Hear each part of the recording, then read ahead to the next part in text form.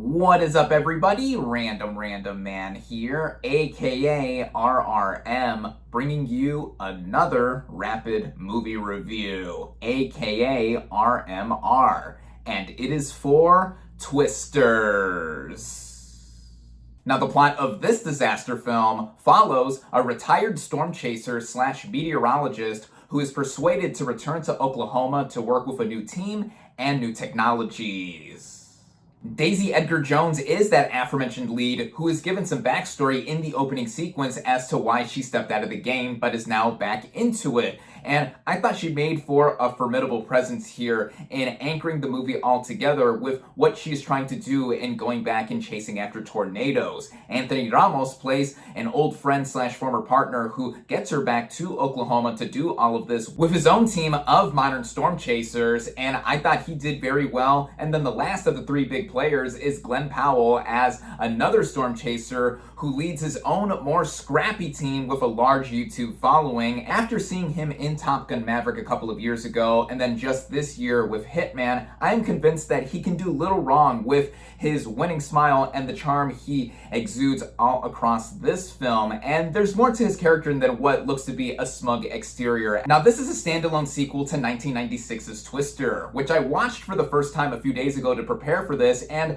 I totally see its appeal. I get why it was a huge hit. I like it for all of its cheesiness, and that is the groundwork or prototype in which Twisters follows, as aside from the connection of the Dorothy technology being used here, there's nothing else to connect it to. Though the set of characters is different than the ones that we got in the original, led by the late great Bill Paxton and Helen Hunt, a lot of the beats that follow narratively are similar, and the way that they do play out here, I personally thought that helped move the movie along better instead of the endless amounts of underwritten characters we got in that first film. There's no shortage of supporting characters in Twisters, but I thought there was a better balance as to what was given, with the characters giving some of their own backstory and some of their own motives here. This film is directed by Lee Isaac Chung, who comes from indie roots and now has stepped up to this big budget affair. His previous effort was the magnificent Minari, and he is no stranger to filming in the rural or countryside type of setting that is here in the US. And I think that with what he does here in laying all of the drama and then the action, it makes everything come together to where it is modernized from that original in the most productive and useful ways. Having a budget that is allegedly upwards of $200 million, I thought was well worked into the film here, with the top-notch visual effects, the cinematography getting across the whole scale of this film,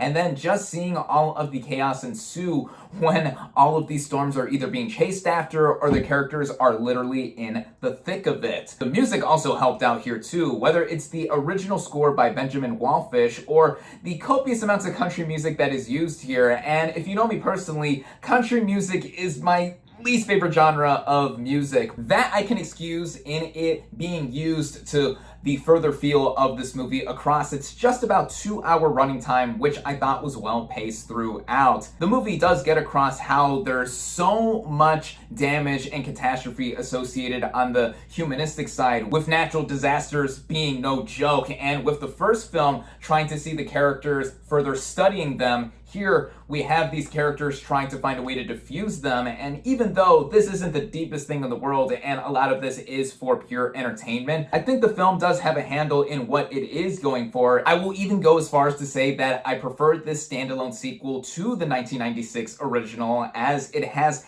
a whirlwind of charm, humanity, and thrills combined together. I saw this thing in my local chain's version of a premium format, so you should see this thing big, you should see this thing loud. I definitely recommend it. With that, my final verdict for Twisters is 4 out of 5 stars. Thank you all, as always, for watching. Be sure to like this video, comment on what you thought of Twisters, social media links in the description, subscribe to my channel for more, and I'll catch you on the next movie review.